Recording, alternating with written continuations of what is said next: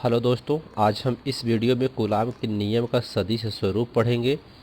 तो सदिश स्वरूप कूलाम के नियम में कि दो आवेश जो धनात्मक आवेश है यानी समान प्रकृति के आवेश है, एक आवेश है Q1 और दूसरा आवेश है Q2,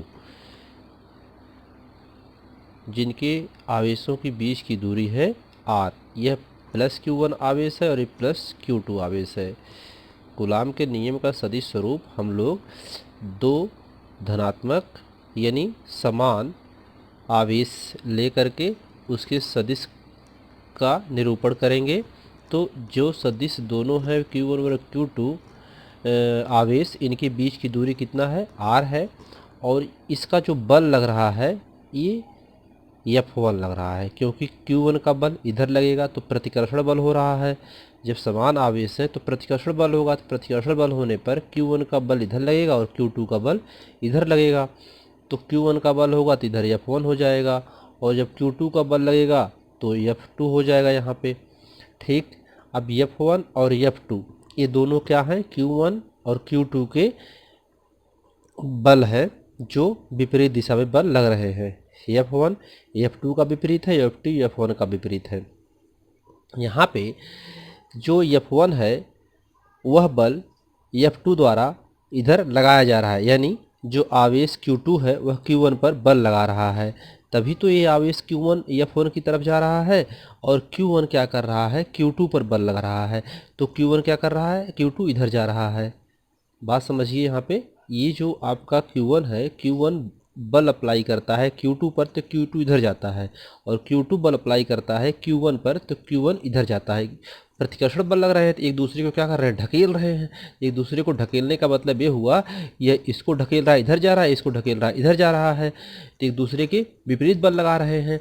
तो F1 इधर हुआ, F2 हुआ। जो Q2 जो है Q1 पर बल लगा रहा है तो इसका बल इधर जा रहा है, तो यहाँ पर बल जो होगा F12 हो जाएगा। बात समझ में आई होगी कि Q2 क्या कर रहा है, Q1 पर बल लगा रहा है तो Q1 इधर जा रहा है, तो Q1 का बल क्या होगा, Q1 का बल होगा F12। 1 जो है Q1 का बल है और 2 जो है Q2 द्वारा Q1 पर लगाया गया बल है। इसी प्रकार से Q2 पर Q1 अपना बल लगा रहा है तो Q2 का बल इधर लग रहा है, तो ये हुआ Q2 का बल, और 1 के द्वारा जो इस पे विपरीत दिशा में बल लगाया जा रहा है वह हुआ यहाँ पर 1 उसका बल। तो यहाँ पर F12 का मतलब हुआ कि Q1 आवेश पर Q2 द्वारा लगाया गया बल इस दिशा में, और F21 का मतलब हुआ कि Q2 पर लगाया गया Q1 द्वारा बल। ठीक, इनके बीच की दूरी जो है वह r है, और ये दोनों बल जो होते हैं एक दिशा में एक केंद्रीय बल लगाते हैं। केंद्रीय बल जैसे यहाँ पे बीचों बीच है, दोनों आवेश रखे हैं, बीच हुआ केंद्रीय बल, तो इसके इधर ये बल लगाएगा और इसके इधर ये बल लगाएगा। दोनों केंद्रीय बल लगाते हैं क्योंकि एक दूसरे के अनुदिश है, एक रेखी हैं, इसलिए केंद्रीय बल लगता है। अब यहाँ से हम लोग ये देखेंगे कि जो इनका परिणामी बल क्या होगा। जब ये एक दूसरे के विपरीत बल लगा रहे हैं तो इनका परिणामी बल क्या होगा। तो परिणामी बल कूलाम के नियमानुसार आवेश समान हो या विपरीत हो, आवेश की प्रकृति समान हो या विपरीत हो। समान का मतलब वो चाहे प्लस प्लस हो या माइनस माइनस हो, तो इसमें क्या होगा, प्रतिकर्षण होगा। अगर वो प्लस और माइनस है, माइनस और प्लस है, तो इसमें क्या होगा, आकर्षण होगा। तो इसे जो है कि दोनों कंडीशन में कूलाम के बल में समान बल रहता है, कूलाम के नियम में समान बल रहता है दोनों आवेशों के बीच में। तो इसलिए यहाँ पर हम लिखेंगे कि माड ऑफ बल सदिश बल F12, ये बल सदिश है, एक दिशा में बल लग रहे हैं, एक रेखी में बल है F12।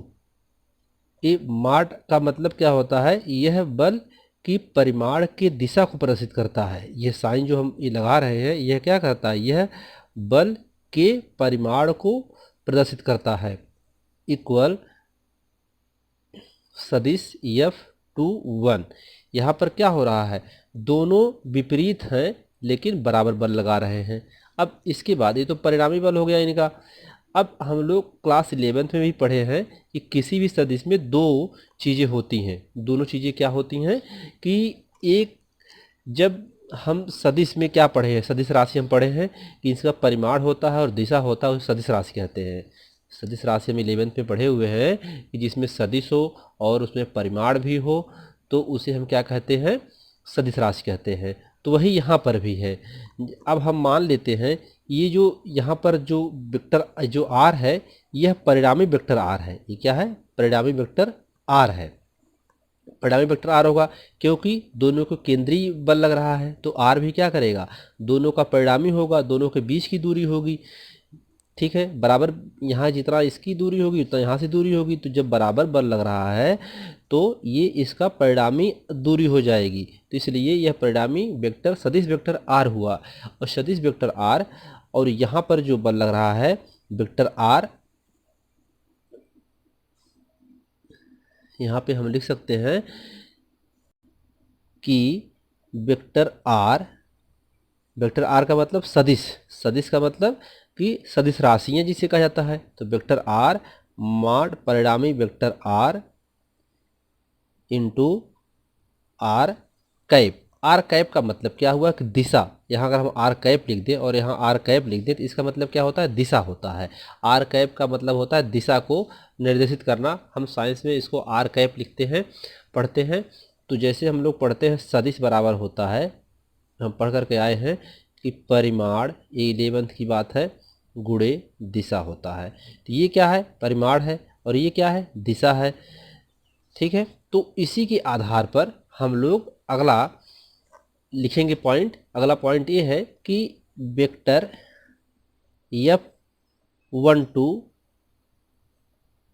Mod of is equal to vector 2 1 परिणामी वेक्टर परिणामी बल सदिश 2 1 बराबर, हम लोग कूलाम के नियम में पढ़ के आए हैं कि 1/4 pi epsilon naught into Q1 Q2 upon R square. यहाँ पे हम लोग इसके पीछे वाले वीडियो में पढ़ करके आए हैं कि कूलाम बल यह बराबर होता है 1/4 pi epsilon naught into Q1 Q2 upon R square. यही हम लोग पीछे पढ़ करके आए हुए हैं। तो यहाँ पर ये परिणामी बल, यहाँ पर जो है कूलाम का जो बल है वो परिणामी बल है यहाँ पर, तो इन दोनों के बराबर होगा ये। अब यहाँ से हम सदिश स्वरूप के बल को ज्ञात करेंगे। तो सदिश स्वरूप को बल को ज्ञात करने के लिए क्या करना होगा, हम यहाँ से एक एक को निकाल लेते हैं। इसके भी बराबर है, इसके भी बराबर है, तो लिख देते हैं इसको 1/4 pi epsilon naught into Q1 Q2 upon R square R cap 2 1। अब यहाँ पे आर कैप 2 1 होगा। अब ये कैसे हुआ, देखिए जो हमारा ये, इसका मतलब क्या हुआ, इसका मतलब ये हुआ कि Q2 से Q1 की ओर बल लग रहा है, Q2 से Q1 की ओर बल लग रहा है। अब यहाँ पे क्या हो रहा है कि Q2 क्या कर रहा है, Q1 की ओर बल लग रहा है, Q2 से Q1 की तरफ बल लग रहा है। तो इसलिए यहाँ पर वही है 2 1, सदिश उसका क्या है 2 1 होगा, यानी 2 से 1 की तरफ बल लग रहा है। तो दिशा को बता रहा है, जैसे ये है Q1 है और Q2 है। तो यहाँ पर ये जो हमारा सदिश दिशा है वह 2 1 है, यानी इधर से इधर बल लग रहा है, इस दिशा में बल लग रही है, इसलिए यहाँ पर दिशा ए लिखी जाएगी। तो ये तो इसका ए हुआ, और दूसरा भी इसी प्रकार से हम लिख सकते हैं 2 1 1/4 pi epsilon naught into Q1 Q2 upon R square R cap 1 2। इसमें क्या हो रहा है, इसमें 1 से 2 की तरफ बल लग रहा है। ठीक, अब यह जो दोनों फार्मूला आए हैं, ये दोनों जो हैं आवेशों पर लगने वाले सदिश के स्वरूप को व्यक्त करते हैं। अब यहाँ से हम कूलाम के नियम के दो कंडीशन को और जानेंगे। पहला ए कि Q1 Q2 विपरीत बल लगा रहे हैं तो दिशा भी परिणामी बल के विपरीत होगी। तो यहाँ से हम लोग ले सकते हैं, ये दोनों क्या करते हैं, Q1 Q2 दूसरे विपरीत लगा रहे हैं तो दिशा भी क्या होगी, परिणामी बल के विपरीत होगी। तो सदिश वेक्टर R 2 1 1 2 1 2 और सदिश वेक्टर 2 1, यहाँ से इसको लिखेंगे 1 2 2 1 लिखेंगे। 1 और 1 2, ये माइनस में हो जाएगा। क्यों? बल दोनों दिशा तो बराबर, दिशा दोनों में बल दोनों में बराबर है, दिशा भी बराबर लग रही है, एक दिशा में जा रहे हैं दोनों विपरीत में, लेकिन एक दूसरे के विपरीत हैं, बराबर है परंतु क्या है, विपरीत दिशा में है। माइनस का मतलब ये है। तो समीकरण 1 और समीकरण 2, ये दोनों हम लोग जो समीकरण दोनों पाए थे, इस समीकरण के आधार पर यहाँ पे हम लिख सकते हैं इसको, कि इसको लिख सकते हैं F12 माइनस F21 भी एक दूसरे क्या होंगे, विपरीत होंगे, बराबर होंगे बल दोनों, लेकिन विपरीत दिशा में होंगे। यह दोनों बल बराबर हैं परंतु विपरीत दिशा में है, यहाँ पर ऋण चिन्ह यह दर्शाता है। तो यह न्यूटन के तीसरे नियम का भी पालन करता है, जिसे हम क्रिया प्रतिक्रिया का नियम कहते हैं। तो यहाँ से हम कूलाम के जो सदिश स्वरूप का नियम है और न्यूटन का तीसरा नियम है, वह दोनों नियम को एक साथ हम उसमें ला करके इसे प्रूव कर सकते हैं। अगला है यहाँ पर कि Q1 व Q2 आवेशों के बीच केंद्रीय बल लगता है। तो जो दोनों आवेश होते हैं उनके बीच में Q1 व Q2 जो होता है, इनके बीच में जो R है, एक केंद्रीय बल लगाते हैं। जितना बल ये यहाँ से यहाँ तक लगाता है, वही बल इतना ये लगाता है। एक दूसरे विपरीत बल लगाते हैं, ये इसको ढकेलने की कोशिश करता है, इसको ढकेलने की कोशिश करता है। तो इस प्रकार से ये दोनों क्या होते हैं, केंद्रीय बल लगाते हैं। धन्यवाद।